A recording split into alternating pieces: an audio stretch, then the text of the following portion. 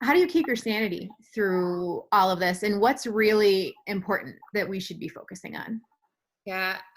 So I started following this group on Facebook that had teachers on there from China, and they had been doing remote learning for a couple of months, and so, or like a month, and they were offering, and I thought, this is wonderful. Like, I'm going to take a look at this and I'm going to be ready for when it happens.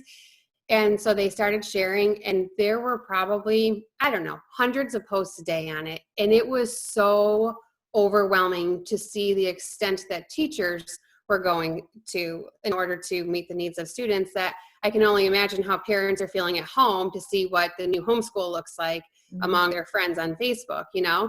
I had to unfollow that group of the educators because it was too overwhelming for me, and I felt helpless as a teacher. I'll tell you that I'm not doing crafts every day at home. I don't, my mindset's not there. My kids will be okay without all of that. We will write a letter here and there. We will do some crafting, but my goal is to have 2 hours of academic time for them a day. And that'll be a mixture of reading, writing, and math. And like, it just needs to be something that we have grace with ourselves. And kudos to those people who are doing all those wonderful things and posting it on social media. But the reality is that we're not all there, and our homes are not all there. And I don't personally have the patience to do all of that, and that's okay. So. Yeah, I don't either.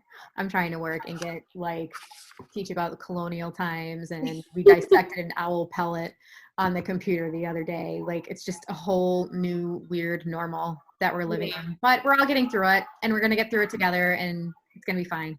Right? Yeah, we'll be okay. The kids will be okay. If nothing else, they are resilient. So you'll talk to them about this 3 years from now, and they're going to say, oh yeah, I kind of remember that. But in 3 years from now, they're not going to be struggling all because they had to stay home from school for 3 months. I really don't think so. You know, it might be a short beginning of the year. Next year, they're going to be struggling a little bit more than what they were, but they'll pick up and they'll move on.